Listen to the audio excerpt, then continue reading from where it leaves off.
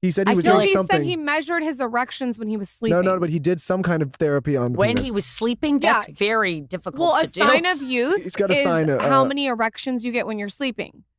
That's health. like a real Not sign youth, of youth. But yeah, youth, health. Of Vibrancy. health? Yeah, is how many erections you get. And then after the podcast, I had to hear about every erection he had when he was sleeping. I was like, but how do you know if you're having an erection if you're sleeping? Oh, he was, I don't know what you were doing. No. I would. Do you put a piece of, a thin piece of string around your penis so that it snaps? He had to wake up. No. Yeah, he does do that. So, That's what he does. okay, listen, I'm going to give you a rabbit hole to go down. We just had him on the show, Brian.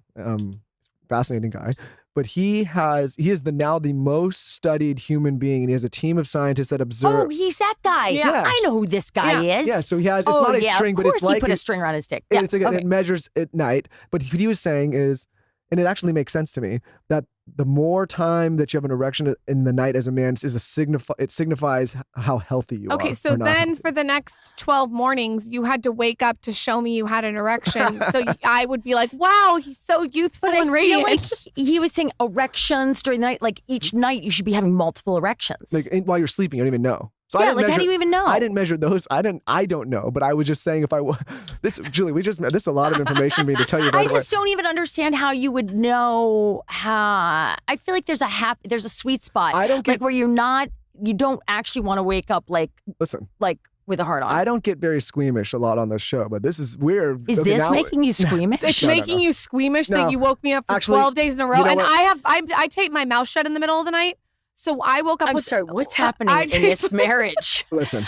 I tape my mouth shut so I can practice nasal breathing. And so when he wakes up to show me this erection every morning, I can't talk. Well, I wake up, I wonder maybe something might happen if I show. And then I'm saying I'm healthy. I'm not. You know what? Who knew that the 12-year-old version knew that you would be talking to your Happy Gilmore crush about your erections? Your wife, I had it. I manifested this. So wait a second. If, let's just say in the middle of the night, you actually wanted to utilize the erection for the reasons that nature gave it to you. My mouth is taped. And her mouth is taped shut, he still disturbs me. I got you. You interfere with her. It's do not disturb. Sometimes it's better when the mouth is taped shut. Yeah. Oh, now One you're time gonna he get goes, so you much can hate. leave it. See, listen, I took the napalm bomb from me. Now I'll get the hate. There you go. You're welcome. Thank you. Now they're gonna get me. Where can everyone find your products? Where can they buy everything? Where can they find you? Pimp yourself out. Tell us pimp myself. Yeah, you can go to jbskrub.com or Amazon.com. I think everyone knows where that is. And hopefully soon in brick and mortar in 2025. But that's a process I'm not allowed to talk about. Okay. Apparently, I was like, who cares? Don't we sell everything online now?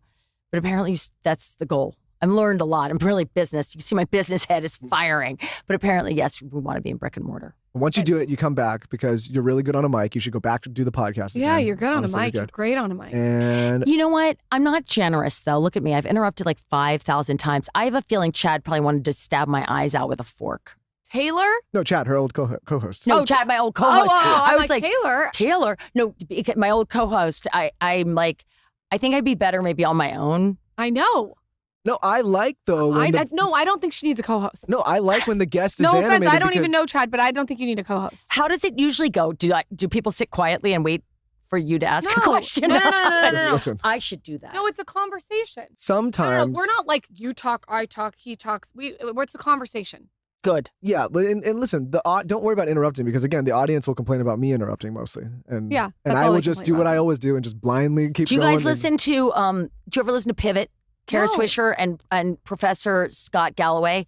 I'm obsessed. I like Scott Galloway. I am obsessed. Obsessed. I gotta listen. Pivot. She is a tech reporter who was covering tech in the early 90s. So she knows every single person. She met them all when they were babies. I mean, everybody from the late, great Steve Jobs to Elon Musk and in between, and knows everything. And then she has her own podcast, but then she has Professor Scott Galloway come on. And together they have great chemistry, and they always interrupt each other, and they have fights on the air. And one day they had Esther Perel come on and talk to them about their relationship. But they're just It's all the friends. things you love. Yes, she's gay. She's a gay woman, and he's a straight man. Okay. You know what happens I need sometimes? to listen to Radio Lab about the Radio the Lab man. about Ötzi, about Ötzi the Iceman was one of Someone's the going to greatest. now name their baby Ötzi. I guarantee it. I'm calling it right now. Ötzi How something. did Brad Pitt not name one of his 6 children Ötzi? I don't know. know. Maybe he found out too late. Ötzi. You want to have another one? Ötzi? Ötzi. And Pivot, it's Scott Galloway. I'm into He's smart. him. Yeah, he's I also smart. have a giant crush on him. There, I said it.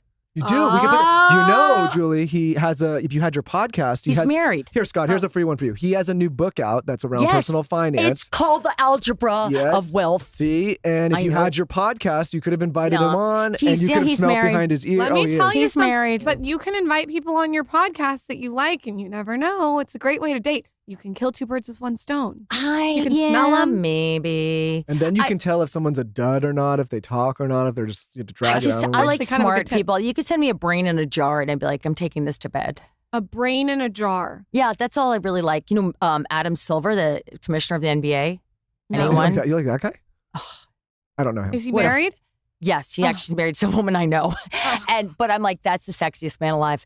And people too, he is not a traditionally, by traditional beauty standards, he does not score off the charts. I am told. I can't even see it. I'm just like, your brain, leap with me, brain. I love his brain.